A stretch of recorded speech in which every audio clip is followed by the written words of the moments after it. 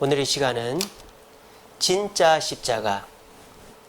십자가라는 제목으로 말씀의 은혜를 나누겠습니다. 벨라 크루즈라는 단어를 들어보신 적이 있으실 거예요. 우리 남자분들은. 자, 우리 다니 벨라 크루즈 들어봤어요? 우리 한결이 벨라 크루즈 들어봤어요? 당연하죠. 태어나기 전에 나온 단어니까. 바로 이거 이름이에요. 자동차 이름이에요. 자동차 이름. 우리 저 나이 또래 되신 분들은 알 거예요. 현대에서 만든 SUV 차량입니다. 2006년도에 나왔어요. 우리 다니가 2006년생이지? 너하고 생일이 같아. 근데 아쉽게도 이 벨라 크루즈는 다이했습니다. 2015년도에 단종이 됐어요. 이제는 안 나오는 차예요. 그러니까 나이가 20살 정도 되고 끝났어요. 아닌가? 11살 돼서 끝났나? 어쨌든 이 벨라 크루즈는 이제 안 나오는 차입니다. 아마 업그레이드해서 나올 것 같아요. 근데 이 벨라 크루즈라는 자동차가 있어요. 근데 이 현대자동차는 우리나라 말도 아닌데 이 벨라 크루즈라는 단어가 얼마나 좋길래 이거를 자동차 이름에 붙였을까? 제가 찾아봤어요. 벨라 크루즈가 도대체 어디서 따왔나? 그 현대자동차에서 이 벨라 크루즈는 어디서 따왔다라고 얘기했느냐? 여기서 따왔대요. 여기가 멕시코에 있는 항구 도시입니다. 여기 보이시죠? 벨라 크루즈. 여기 지도에 보시면 여기 벨라 크루즈라고 있죠. 그래서 이 벨라 크루즈는 멕시코에 있는 큰 항구 도시예요. 뭐 관광 도시는 아니고 항구 도시입니다. 그래서 현대자동차에서도 공식적으로 밝히기를 우리 차 벨라 크루즈는 이 멕시코의 항구 도시의 이름에서 따왔다라고 그랬어요. 자, 그러면 이 벨라 크루즈의 뜻이 뭘까요? 벨라 크루즈. 크루즈가 뭔 것 같아요? 크루즈. 자, 크로스. 뭐예요? 크로스. 이거 뭐야, 이거? 그렇죠. 벨라 크루즈는 진짜 십자가라는 뜻입니다. 진짜. 벨라는 진짜. 스페인어로 벨라는 진짜고 크루즈는 크로스. 십자가라는 뜻이에요. 여러분, 미국에 가면 로스앤젤레스 있죠? 로스앤젤레스. 그게 뭐예요? 라엔젤스죠. 그게 스페인어죠. 라엔젤스. 그러니까 천사들의 도시가 로스앤젤레스예요. 그 밑에 그 샌디에고가 있어요. 샌디에고. 그 샌디에고는 뭐예요? 세인트 디에고. 이것도 스페인어죠. 세인트 디에고. 디에고 신부님을 기리는 도시가 샌디에고예요. 그러니까 예전에는 미국 서부 지역이 멕시코 땅이었거든요. 그래서 미국 서부 해안선에 있는 도시들, 그리고 이쪽에 멕시코에 있는 도시들의 이름들이 대부분 다가 성경에서 따왔거나 성경에 관련된 인물들의 이름이라는 거예요. 그래서 샌프란시스코는 성 프란시스코, 프란시스코 신부의 이름이고, LA는 라엔젤스, 천사의 도시고, 샌디에고는 성 디에고. 그래서 그 샌디에고에 가면 야구팀이 있어요. 샌디에고 파드레스.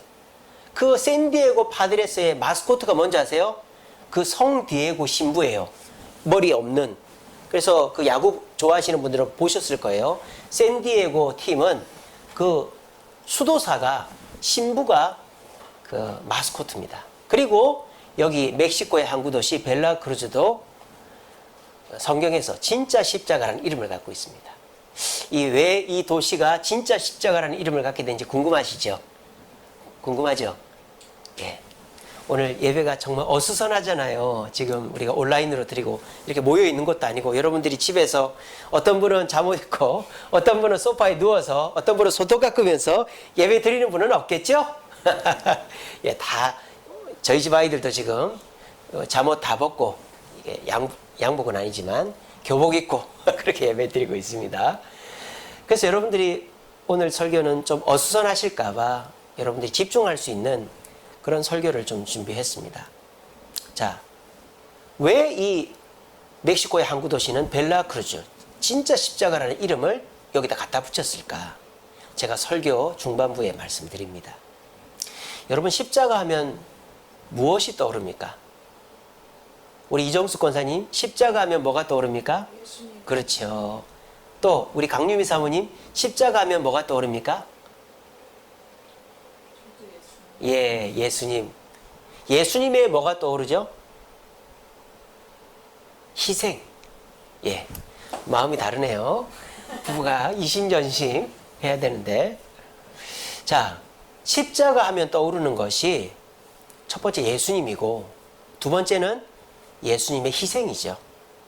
우리 예수님께서 십자가를 지지 않으셔도 되는데, 죄가 없으신데 우리의 죄를 위해서 십자가에 달려 죽으셨어요. 그래서 우리는 기독교 그리스도인이라고 합니다. 그리스도인이 뭐예요? 그리스도를 따르는 사람들이죠. 그래서 우리들도 뭐를 져야 됩니까? 한결이? 그렇죠. 우리들도 십자가를 져야 되는 거예요.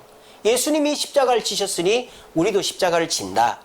그래서 우리들은 다 십자가를 지고 있습니다. 아이고, 목사님, 저는 십자가를 진 적이 없는데요. 아니에요. 가정이라는 십자가를 지고 있잖아요. 요즘에 혼자 벌어 혼자 쓰기도 바쁘다. 그래가지고 결혼을 안 하고, 결혼을 해도 딩크족이라고 그래서 더블 인컴, 노 키즈 딩크족이잖아요. 자녀를 안 낳잖아요. 왜? 둘이 벌어서 자녀 키우려면 돈이 애 하나당 몇 억씩 들어간다 그러잖아요. 근데 우리 성도들은 결혼을 했습니다. 자녀를 낳습니다. 그러니까 그 자녀들에게 물질이 들어갑니다. 또 자녀들을 그냥 키웁니까? 잔소리 해야 됩니다. 야단쳐야 됩니다. 그리고 또 내가 나이가 들면은 누구를 모셔야 돼요? 우리 한결이, 다은이 나이가 들면 누구를 모셔야 돼요? 그렇죠. 모실 거예요? 예, 감사합니다. 저희 집에는 애가 넷이기 때문에 1인당 10만 원씩만 용돈 줘도 40만 원. 예, 그때는 물가가 오를 거니까 20만 원씩 하면, 집사람 40만 원, 제 40만 원 하면, 예, 용돈이 됩니다. 예, 기대하겠습니다. 뭐 같이 사는 건 기대도 안 하고, 예.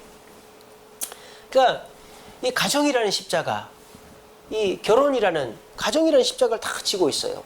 뿐만 아니죠. 우리 성도들은 교회라는 십자가를 지고 있습니다. 요즘 같은 코로나 시절에 지난주에 우리 현장에서 예배 드렸잖아요.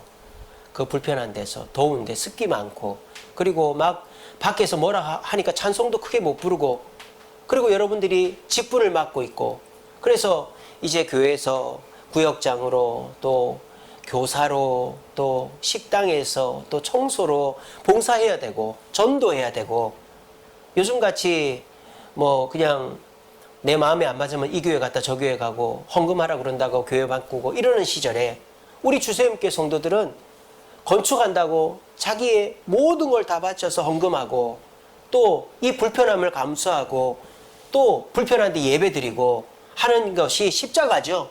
여러분들은 지금 교회라는 십자가를 지고 있어요. 또 우리는 어떤 십자가가 있죠? 사회라는 십자가를 지고 있죠. 요즘 사람들은요, 세상에 요구만 하고 불평만 하지 책임을 지려고 하지 않습니다. 대통령을 뽑아놨으면 그 대통령의 말에 따라주고, 대통령이 하자는 것을 따라줘야 되는데, 대통령이 이렇다 저렇다 말하기만 바쁘고 자기 생각대로 하려고 합니다. 협조를 하질 않는 거예요. 그리고 국회의원도 그렇고, 시장도 그렇고, 구청장도 그렇고, 그리고 뭘 하자 그러면 해야 되는데 이래서 싫고 저래서 싫고. 재난지원금 주니까 어떤 분이 그러더라고요. 야, 오늘 밤에 술이나 먹자. 25만 원 받아가지고 술이나 먹재요. 참. 그러니까 이 나라가 뭘 하려고 하면 다 그거를 자기 좋은 대로만 해석하고 이용해 먹지, 양보하거나 헌신하는 사람이 없어요. 근데 우리 기독교인들은 어떻습니까? 나라에 최선을 다합니다. 할 수 있는 한 봉사합니다. 그리고 헌신합니다. 남들이 책임 안 지려고 하는 일도 우리 기독교인들은 책임을 집니다. 우리는 사회라는 십자가를 짊어지고 가고 있는 것입니다.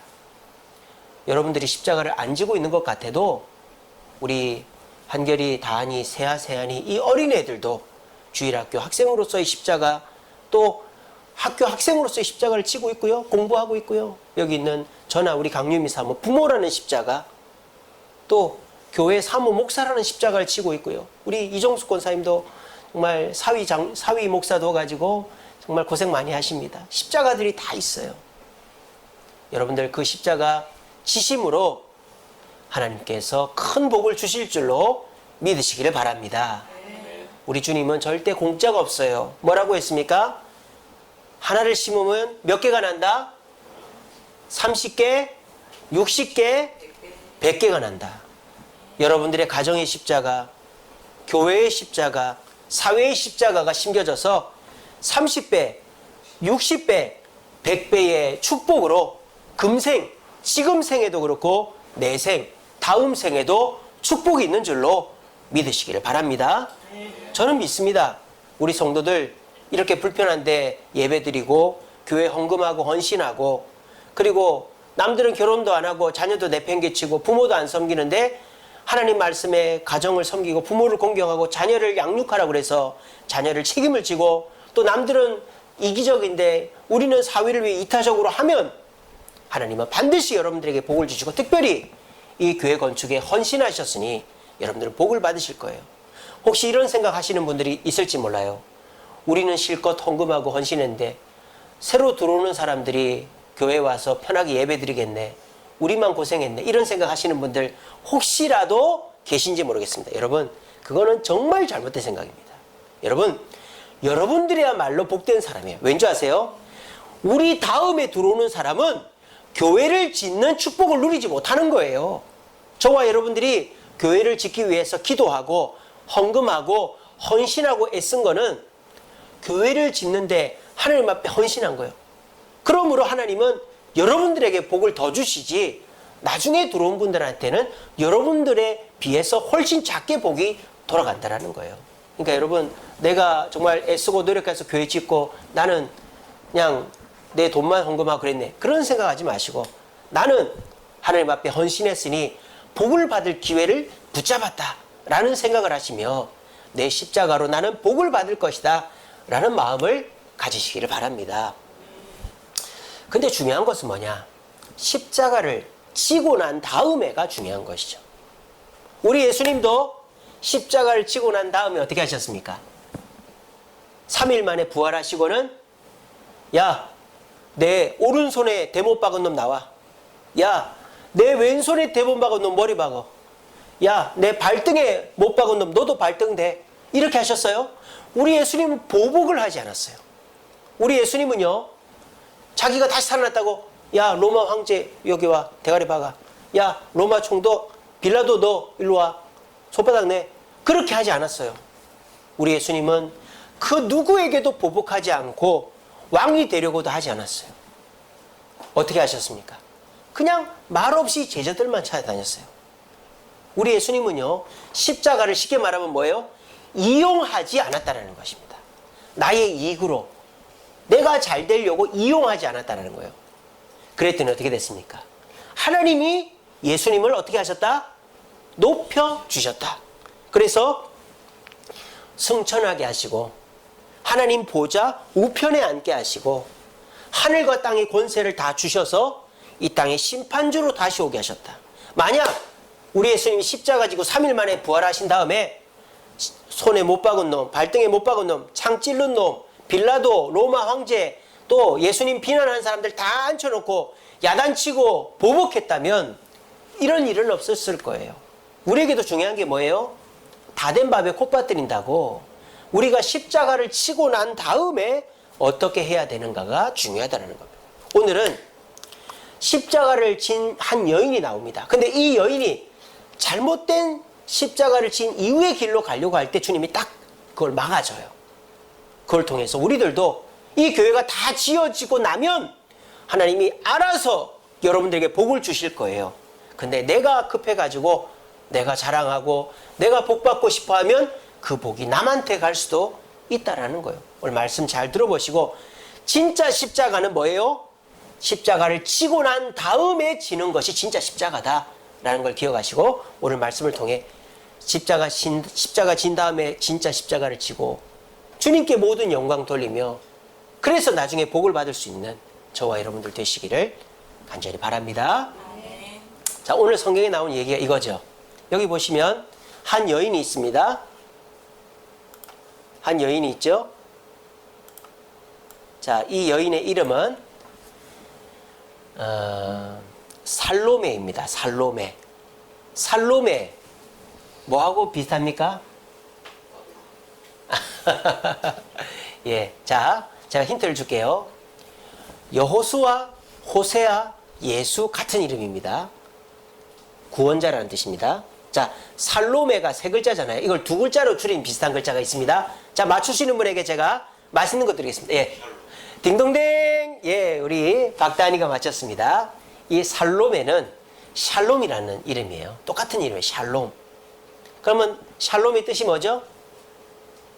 평화잖아요. 평화. 그러니까 이 살로메는 평화라는 이름의 뜻을 가진 여자인데 그 뒤에 두 사람이 서 있죠. 이렇게. 야고보와 요한입니다. 야고보와 요한. 그러니까 이 살로메는 야고보와 요한의 어머니가 되는 것이죠. 근데 이 살로메가 지금 누구한테 무릎을 꿇고 누구를 쳐다보고 있어요? 예수님을 쳐다보고 있죠. 예수님께 부탁을 하고 있는 거예요. 자, 이 살로메는요, 남편이 세베대라는 사람입니다. 세베대. 근데 이 세베대는 가난하고 그냥 무지런뱅이가 아니에요. 갈릴리 호수에서 엄청 유명한 사람이에요. 왜 유명하냐? 배를 엄청 많이 가지고 있는 선주였어요. 선주. 그래서 이 세베대는요, 여러분들 성경에 보시면 예수님께서 야고보와 요한을 부르실 때 이 야고보와 요한이 어떻게 하느냐? 배들을 버려두고 종들을 버려두고 예수님을 쫓았다 그랬어요. 이게 뭔 뜻입니까? 세베대, 자기 아버지, 야고보와 요한의 아버지는 부자였다라는 거예요. 근데 이 세베대가 단순히 갈릴리 호수에서만 부자가 아니었습니다. 요한복음 8장 16절인가요? 거기 보면 18장 16절인가? 제가 찾아볼게요.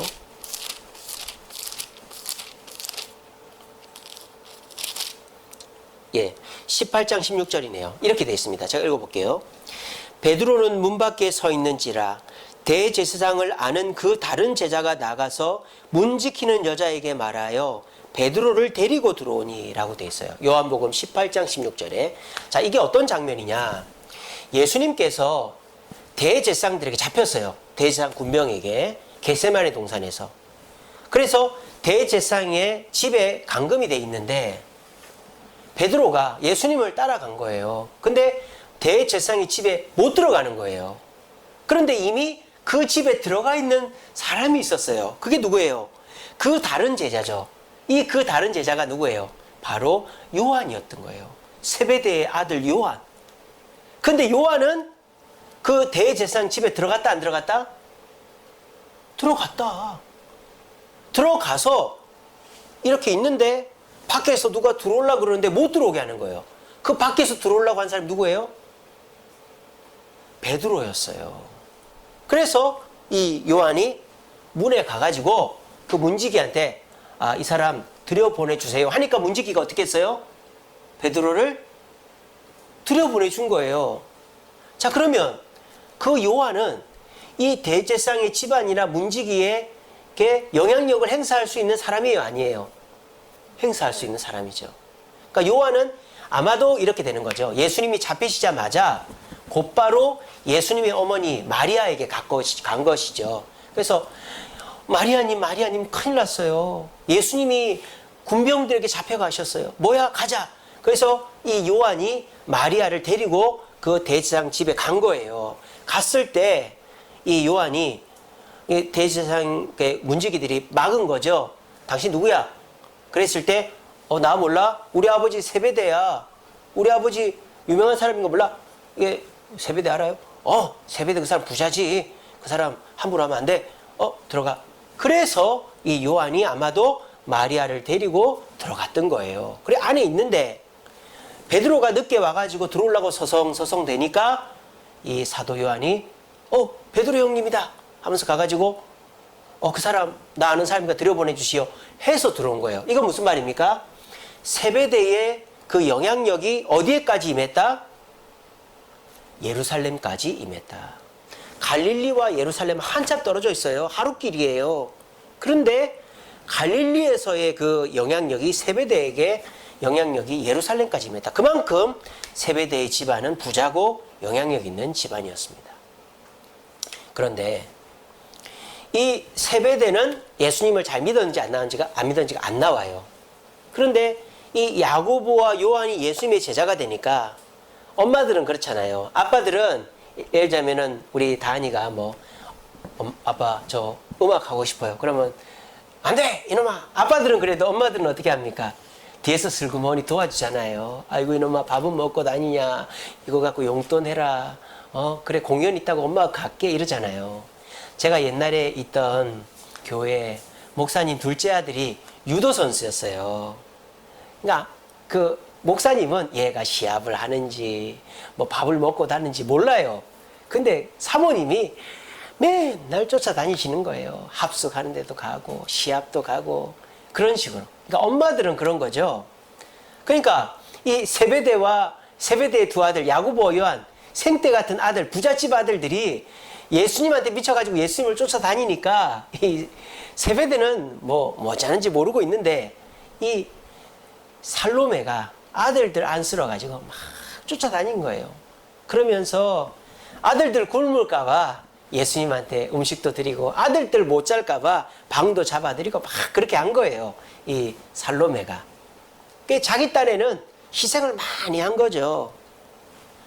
그러니까 이제 이 살로메가 한 번은 예수님께 부탁을 좀 해야 되겠다. 왜? 오늘 본문 앞에 보면요. 예수님이 뭐라고 한 줄 아세요? 얘들아, 내가 십자가에 달려 죽을 거야. 그러니까 내가 죽고 나면 죽었다가 3일 만에 부활할 거야. 그렇게 예수님 죽는다고 그랬단 말이에요. 그러니까 누굽니까? 살로메가 마음이 급한 거예요.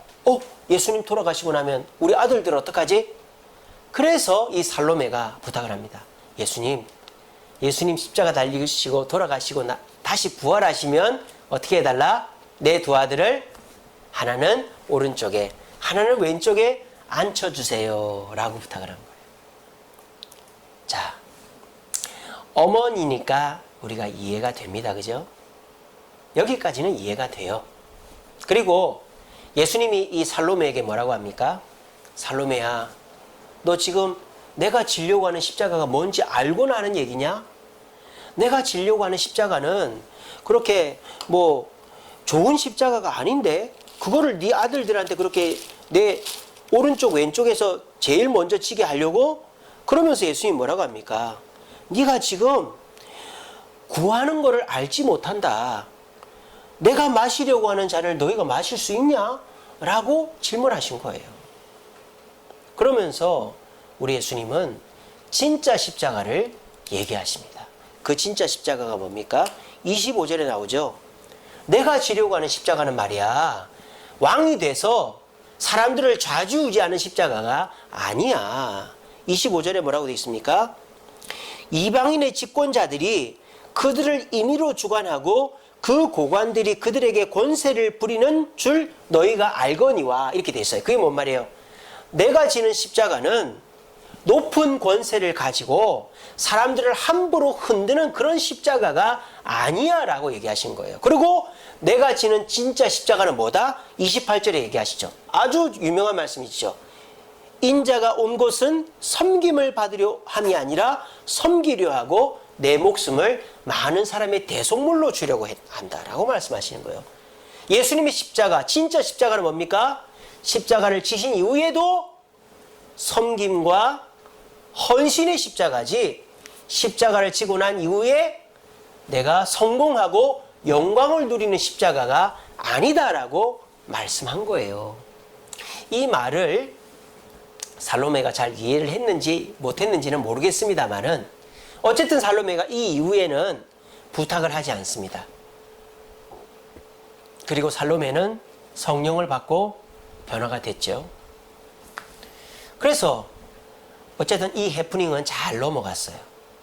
근데 오늘 이 말씀을 가지고 저와 여러분들이 말씀을 나눈 이유는 우리들이 지금 가정이라는 십자가, 교회라는 십자가, 사회라는 십자가를 지고 있습니다. 여러분들이 말 안 해도 십자가를 다 지고 있어요. 뭐 예를 들자면 우리 세금 내고 있어요. 우리 다은이 한결이도 세금 냅니다. 너희들은 무슨 세금 낼까? 간접세를 내는 거예요. 간접세. 예를 들면 부가가치세. 다은이가 1,000원짜리 껌을 사면 그 껌에는 10원, 100원의 세금이 있는 거야. 알겠죠? 우리 세한이도 세금을 냅니다. 이 세상에 모든 사람은 세금을 내지만 내가 세금을 내는지 안 내는지 모르죠. 그런 거예요. 세금이라는 거는 조세 원칙은요. 내가 세금을 내는지 안 내는지 모르게끔 거두는 게 최고로 세금을 잘 거두는 거예요. 근데 사람들의 입에서 내가 이렇게 세금을 많이 내야 돼. 이 말이 나오는 순간 잘못하는 거예요. 세금은 내가 내는지 안 내는지 이 정도면 괜찮네 하고 할 정도로 세금을 걷어야 조세 저항이 없는 거예요. 조세 저항을 받으면 그 정부나 나라는 망합니다. 그래서 우리가 모르는 사이에 하고 있는 일들이 많아요. 세금을 우리가 모르는 사이에 내고 있듯이 우리는 내가 모르는 사이에 십자가를 지고 있다 이 말입니다. 여러분들은 지금 가정이라는 십자가를 지고 있고요. 특별히 우리 주세님교회 성도들은 건축이라는 십자가를 지고 있어요. 제가 만나는 목사님들 또 성도님들 이 코로나 때 교회 짓느라고 얼마나 고생하냐고. 근데 막상 저는 우리 장로님이 도와주시고 우리 성도님들이 도와주시고 기도해 주시고 많은 분들이 기도해 주시고 저는 그렇게 힘들지는 않아요. 다른 목사님들 뭐 교회 짓다 간암 걸리고 뭐 돌아가시고 이런 분들이 저는 그 정도는 아닙니다. 저는 우리 장로님이 제 짐을 거의 다 져주고 계시고 우리 성도님들이 기도해 주시고 잘 따라주시고 원망 불평하는 분들이 없기 때문에 제가 그렇게 힘들지 않아요. 근데 저희 주변 분들은 이 코로나 때 교회 짓는다고 참 저를 애달파해요. 우리 성도님들도 저와 비슷하지 않을까 싶어요. 우리 교회 힘은 들지만 예배를 불편하게 드리고는 있지만 그래도 잘 지어지고 있는 것 같은데 라는 생각이 드시죠? 여러분들 그렇게 힘들지 않죠? 근데 여러분들을 바라보는 주변 사람들은요. 야, 우리 김 장로 대단하다. 우리 박 권사 대단하다. 우리 이 집사 대단하다. 참 주세임교회 이 어려운 때 교회 짓는다고 헌금하고 기도하고 참 대단하다.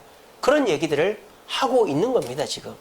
그러니까 여러분들은 지금 여러분들 모르는 사이 십자가를 지고 있는 거예요. 근데 중요한 건 뭐예요? 그 십자가를 치고 난 다음에 내가 무엇을 원하는가? 영광과 성공과 자랑과 만족을 원하느냐? 그러면 그 십자가의 의미는 반감되는 거예요. 하지만 십자가를 지고서도 예수님처럼 너 일로 와, 너 무릎 꿇어, 너 이제 죽을 줄 알아, 내가 이제 왕이다 이러지 않으시고 제자들 찾아다니면서 평안을 선포하셨던 예수님처럼 내가 가정을 섬겨도 내가 교회를 섬겨도 내가 사회와 직장을 섬겨도 그냥 묵묵히 내 할도리만 하면 누가 높여주신다? 하나님이 높여주시는 줄로 믿으시길 바랍니다. 하나님이 건강의 복을 주시는 줄로 믿으시길 바랍니다. 하나님이 자녀의 복을 주시는 줄로 믿으시길 바랍니다. 하나님이 여러분들의 물질의 복으로 여러분의 꿈을 이루어 주실 줄로 믿으시기를 바랍니다. 저는 주보에다 칼럼을 쓸 때 끝에 뭐라고 하죠, 제가? 예, 다 알고 계시네요. 무익한 종이라고 해놔요. 그 이유가 있어요. 제가 누가복음에 나옵니다. 무익한 종의 비유. 한 종이 하루 종일 씨를 뿌리고 왔어요. 밭일을 하고 왔어요. 근데 집에 왔더니 주인이 야, 밥 차려. 밥을 차렸습니다. 야, 손 씻을 물 가져와. 손 씻어 드렸습니다. 그럼 주인이 뭐라고 해야 됩니까? 저희 가서 너도 밥 먹어라 이래야 될 거 아닙니까? 수고했다 이래야 될 거 아닙니까? 주인이 뭐랍니까? 야, 너 나 밥 다 먹을 때까지 서서 시중 들어. 그런데 그 종이 입에서 나온 말이 에이 저놈의 자식, 내가 언제 한번 호되게 한번 해야지. 이렇게 하는 게 아니라 주인이, 그 종이 뭐라고 했다? 저는 무익한 종입니다. 제가 그 구절에서 충격을 받은 거예요. 내가 무익한 종의 목사가 되어야 되겠다. 내가 성도들에게 내가 목사인데 내가 이런 거 하면 안 되는데 이렇게 아니라 성도들이 뭘 시켜도 저한테 뭐를 욕을 해도 저는 무익한 종입니다 라고 해야 되겠다. 주님이 저한테 뭐를 시켜도 세상 사람들이 목사라고 뭐 이렇게 뭔 욕을 하고 손가락질을 해도 저는 무익한 종입니다 라고 해야 되겠구나. 그런 마음을 제가 그 성경을 읽으면서 딱 제가 은혜를 받은 거예요. 그래서 그 은혜를 받고 제가 항상 글을 쓸 때마다 제가 뭐 할 때마다 무익한 종이라고. 그래서 제가 그 제 좌우명은 주전단백이고 제 글의 끝맺음은 무익한 종입니다. 이걸 항상 제가 가슴에 새기려고 해요. 그래서 저도 제가 뭘 했다고 자랑하고 인정받고 싶고 성공하고 싶은 게 아니라 나는 무익한 종이지, 주님께 쓰임받을 뿐이지, 남들에게 행복을 줬으면 됐지 라는 마음을 가지려고 누차 애를 쓰고 있습니다. 그러면 어떻게 될까요? 주님이 높여주신다라는 믿음이 있습니다. 여러분들은 어떠십니까? 여러분들이 그런 믿음 있으십니까? 저는 바랍니다. 여러분들 지금 다 십자가 지고 있습니다. 한 명도 빠짐없이. 우리 세안이도 십자가를 지고 있습니다. 유초등부란 십자가. 우리 유초등부 아이들도 오늘 1시에 줌으로 예배 드립니다. 그러면 아이들이 줌 그 주소 찾아가지고 다 줌에 접속을 해야 돼요. 우리 중고등부도 1시에 줌으로 예배 드리고요. 우리 청년부는 2시에 또 소규리문답 강의할 것입니다.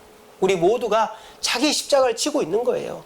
그런데 그 십자가를 졌다고 내가 힘들다 어렵다 불평하고 누가 안 알아주나 자랑하고 그러면 어떻게 될까요? 하나님이 복을 주시려고 라가도 안 주는 거예요. 그러면 앞으로 지는 십자가는 하나님의 힘으로 지는 게 아니라 내 힘으로 져야 되는 거예요. 왜? 하나님 은혜를 안 주니까. 여러분 십자가는 내 힘으로 지는 거 아닌 거 아시죠? 제가 전에도 말씀드렸습니다. 순교당하시는 분들 막상 순교당하는 그 시점에 물어보면요 안 힘들다고 그럽니다. 왜? 주님이 함께 하시니까. 우리가 지는 십자가 가정, 교회, 사회도 마찬가지입니다. 남들은 이 코로나 때 교회를 지어서 어떡해, 우리 강유미 사모한테는 애가 넷이라서 어떡 해요 그러고 여러분들이 그렇게 세금 많이 내서 어떡해 막 그런 얘기들 듣죠. 그런데 우리가 가정과 교회와 세상의 십자가를 질 때 막상 우리는 힘들지 않아요. 왜? 주님이 함께 지어주시기 때문에. 네가 지는 멍에는 가볍다라고 그랬어요. 왜? 주님이 같이 져주시기 때문에. 그런데 우리가 십자가 지고 내가 십자가 졌다, 나는 인정받을 만하다, 나는 성공할 만하다 그렇게 하면 주님이 슬그머니 빠지신단 말이에요. 이제는 너 혼자 져봐라. 네가 영광 다 받았으니 너 혼자 져봐라. 그러면 그때서부터 힘들어지는 겁니다. 예전에는 겸손하게 내 사명 잘 감당하니까 힘들지 않고 기뻤는데 내가 하는 것으로 인해 불평하거나 자랑하면 그 이후로부터 어떻게 돼요? 힘들어지는 거예요. 이것이 십자가를 진 이후에 진짜 십자가를 성공과 만족과 자랑이 아니라 희생과 섬김으로 지는 자의 축복이다라는 것입니다. 아마 이 살로메, 세베대의 아내 야고보와 요한의 어머니 살로메는 예수님의 이 충고를 들으시고 아마 자신의 그 욕심을 내려놓고 희생과 섬김의 십자가를 졌을 거예요.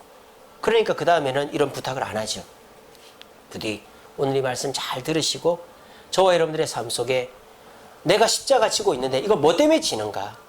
내 자랑 때문에 지고 있다면 내가 영광 받고 나면 그 다음부터 그 십자가 너무 힘들 거다. 하지만 내 영광이 아니라 주님의 영광을 위해서 지고 나는 끝까지 희생과 섬김을 한다. 그러면 주님이 계속 져주심으로 힘들지도 않고 남들에게 인정과 존경을 받는 십자가를 지게 될 줄로 믿으시기를 바랍니다. 제가 얘기를 하나 해드릴게요. 여러분들 지루하실까봐, 집중도가 떨어질까봐.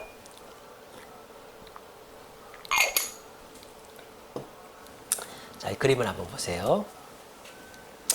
자, 한 여자가 있습니다.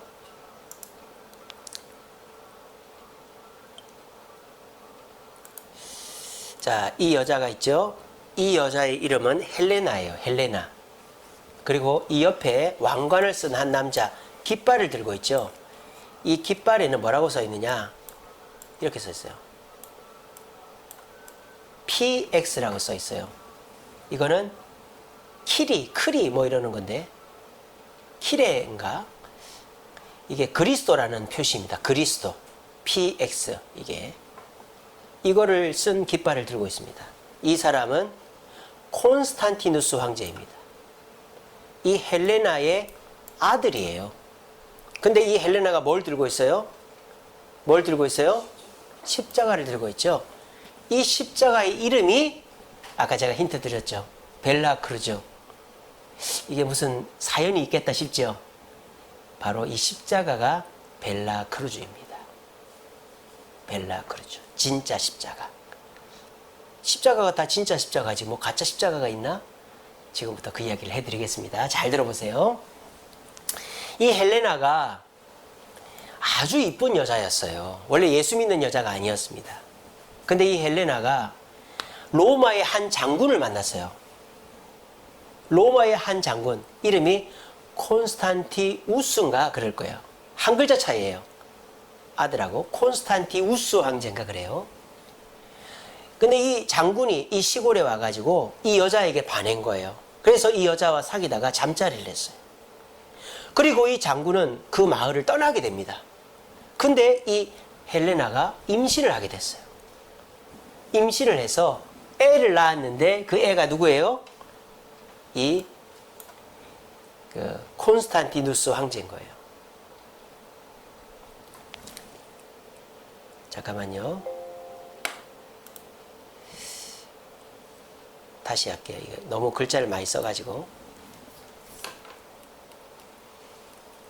자, 그래서 이 콘스탄티누스가 태어났어요. 그래서 이 콘스탄티우스 장군이 헬레나에게 로마로 가면서 여보, 여기 내 옷과 내 장신구가 있으니 이거를 내 아들에게 줘서 내 아들이라는 것을 증명하시오. 이렇게 했어요. 그러고 난 다음에 이 콘스탄티우스 장군은 로마로 가버렸어요. 그래서 이 헬레나는 아들을 혼자 키웁니다. 근데요, 놀라운 일이 벌어집니다. 이 콘스탄티누스가 10살이 됐는데 콘스탄티우스가 돌아온 거예요. 이 헬레나가 있는 지역에 영주로 온 거예요. 총독으로. 그래서 이 총독으로 딱 왔는데 이름을 들어보니까 자기 남편이거든요. 그래서 이 헬레나가 자기 아들을 보냅니다. 10살짜리 콘스탄티누스를 보냅니다. 그러니까 그 부하들이 이 아이를 이 뭐야 하고 죽이려고 그랬거든요. 그때 헬레나가 이 망토와 이 장신구의 주인이 이 아이의 아버지입니다 라고 얘기를 한 거예요. 그랬더니 그걸 보던 콘스탄티우스 장군이 내 아들이구나, 내 아내구나 하면서 이제 가정이 다시 회복이 된 거예요. 그래서 10년 동안 그 가정이 행복하게 살았습니다. 근데 이 콘스탄티우스 황제가 또 발령이 나게 됐어요. 왜냐? 로마에 황제가 있었는데 황제가 바뀌면서 콘스탄티우스를 부황제로 삼게 되었습니다. 그래서 부황제가 돼서 로마로 가게 됐어요. 근데 부황제가 되면 한 가지 규칙이 있어요. 황제의 딸과 결혼을 해야 되는 거예요. 그러니까 이 콘스탄티우스 장군이 헬레나와 아들을 버리고 간 거예요. 근데 콘스탄티누스는 데리고 갔어요. 왜냐하면 로마에서 그 콘스탄티누스를 볼모로 잡으려고. 왜냐하면 이제 콘스탄티우스가 저 영국에 또 발령을 받아 갔거든요. 그래서 반란을 못 일으키도록 이 콘스탄티누스를 이렇게 잡아놨습니다. 근데 이제 콘스탄티누스가 또 성인이 됐죠. 근데 이 헬레나는 남편도 떠났지, 아들도 볼모로 잡혔지. 그러니까 너무 힘든 거예요. 그래서 이 헬레나가 그때 예수를 믿게 됩니다. 그리고 예수를 믿고 아들에게 편지를 보냅니다. 얘야, 내가 예수 믿었다. 너무 좋다. 너도 예수 믿어라. 예수님이 이렇게 말씀하셨다. 성경을 읽어라. 뭐 이렇게 해라. 막 편지를 보내면서 이 콘스탄티누스도 예수를 믿지는 않지만 예수님에 대해서 알게 된 거예요. 그런데 콘스탄티우스 부황제가 죽게 됐어요. 그래서 그 권리를 아들인 콘스탄티누스가 받게 됐어요. 그 졸지의 부황제가 된 거죠. 콘스탄티누스가. 갑자기 신분 상승이 된 거예요. 시골에 그냥 꼬마가. 근데 이 콘스탄티누스가 이제 로마의 권력의 중심이 됩니다. 그래서 상대편하고 싸우게 됩니다. 근데 싸우는데 로마에서 최고의 신은 주피터 신이거든요. 주피터 신. 그래서 상대방 군대가 주피터 신의 깃발을 들고 싸운단 말이에요. 그러니까 이 콘스탄티누스 장군도 주피터 신의 깃발을 들었어요. 그때 헬레나가 아들에게 편지를 씁니다. 얘야, 내가 하나님께 계시를 받았는데 예수님의 이름으로 싸우면 너희가 이길 거라고 말씀하셨다. 그러니까 너 예수님의 이름의 깃발을, 방패에도 쓰고 깃발을 들어라. 그렇게 한 거예요. 그래서 이 콘스탄티누스 장군이 온 군인들의 깃발 앞에다가 이걸 쓴 거예요. 이렇게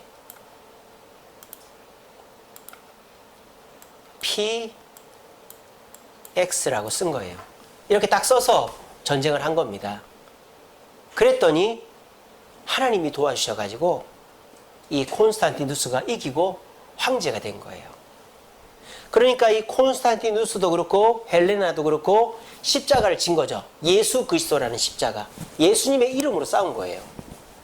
그래서 결과적으로 이 콘스탄티누스는 어머니가 믿는 종교인 기독교를 로마에서 자유롭게 해방시켜 줍니다.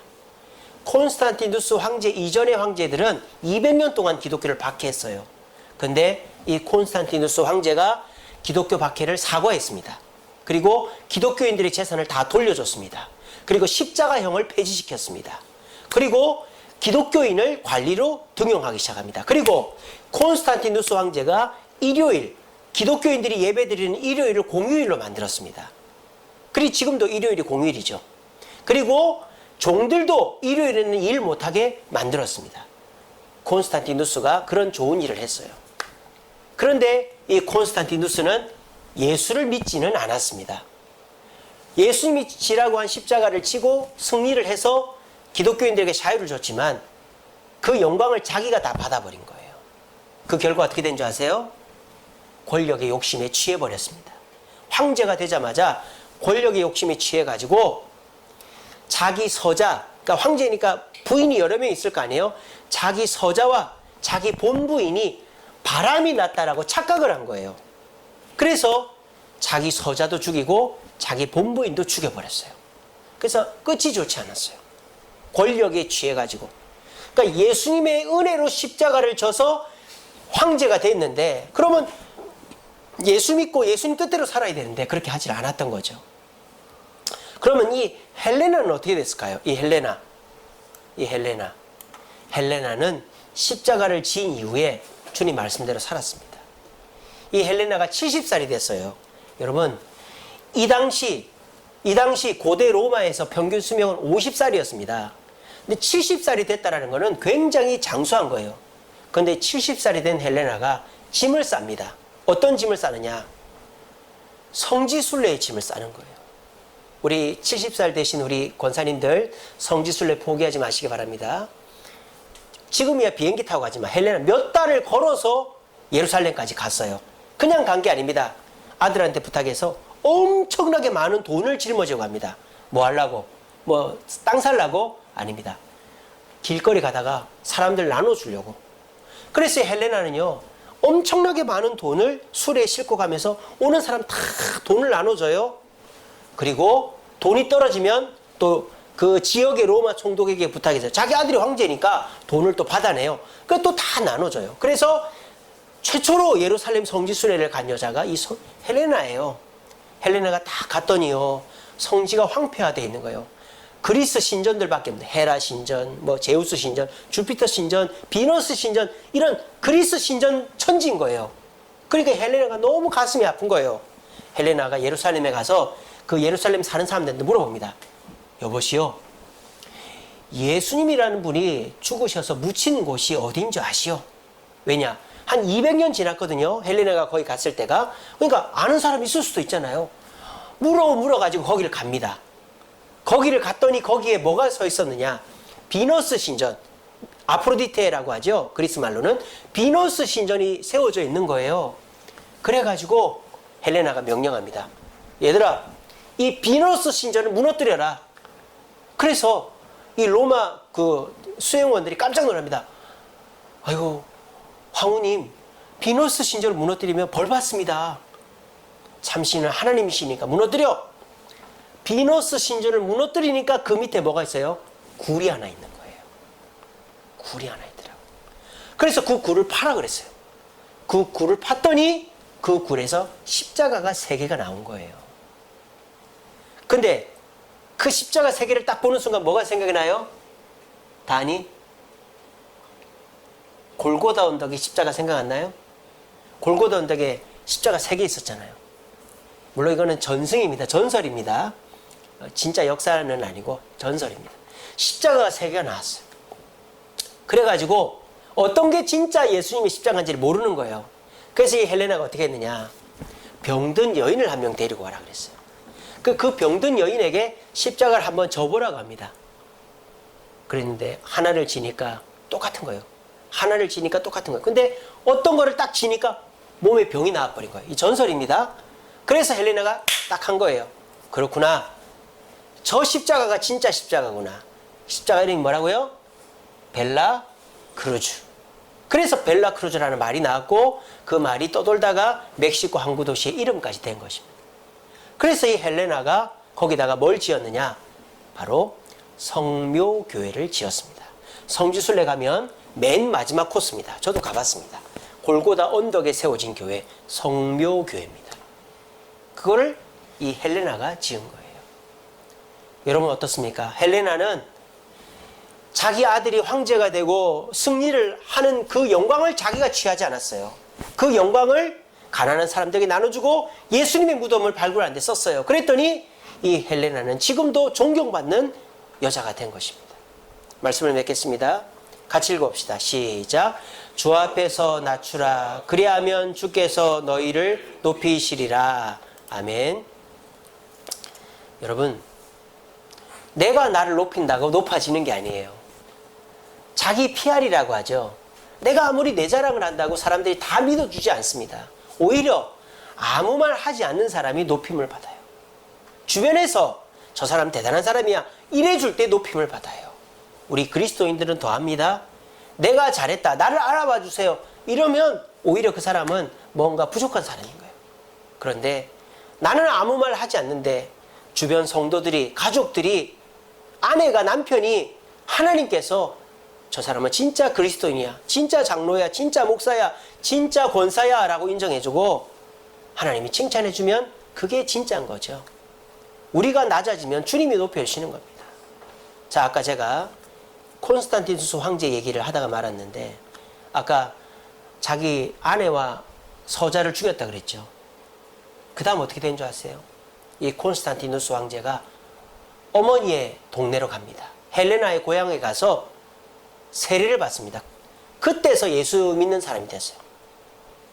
우리는 세례 받을 때 그냥 받지만 세례복이 있거든요. 원래는 세례복을 입고 세례를 받고, 콘스탄티누스 황제는 그 이후에 황제를 때려치우고 세례복을 입고 죽을 때까지 삽니다. 그래서 지금도 콘스탄티누스 황제는 살인자가 아니라 기독교를 해방시켜주고 존경받는 사람. 그래서 콘스탄틴이라는 이름이 많아요. 삼손이라는 이름은 없다 그랬죠? 하지만 콘스탄틴이라는 이름은 많아요. 왜? 끝이 좋았기 때문에. 십자가를 끝에 가서 예수 믿고 겸손하게 끝났기 때문에, 자신을 낮췄기 때문에 그렇게 존경받는 사람이 됐다. 우리도 마찬가지입니다. 가정과 교회와 사회의 십자가를 지고 있을 때 내가 좀 잘했다고 영광받고 칭찬받으려고 하지 말고 끝까지 주님의 십자가를 지면 우리 주님이 높여주시고 끝까지 영광받는 그리스도인이 되는 것입니다. 우리 모두 이것을 명심하시고 내가 십자가 진 이후에 더욱더 조심하려고 애를 쓰시면서 주님이 높여주시는 축복을 받는 저와 여러분들 되시기를 간절히 바랍니다.